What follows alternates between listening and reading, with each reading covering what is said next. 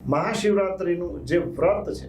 તે એક્ઝેક્ટલી શું છે, કેવી રીતે કરવામાં આવે છે, અને એ સમયે કોઈ મંત્ર જાપ કે પૂજા કોઈ વિશેષ હોય એનું શું મહત્વ છે?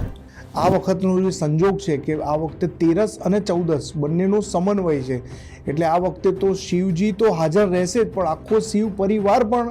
હાજર રહેવાનો છે. તો એવો જ્યારે આટલો સરસ સુપ્રસંગ હોય તો સૌથી પહેલાં તો મહાશિવરાત્રિનું મહત્ત્વ એટલા માટે છે કે એ દિવસે શિવજીની 4 પ્રહરની પૂજા થાય છે. તો પ્રહર એટલે ભાગ, એટલે સૂર્યાસ્તથી લઈ અને સૂર્યોદય સુધીનો જે સમય છે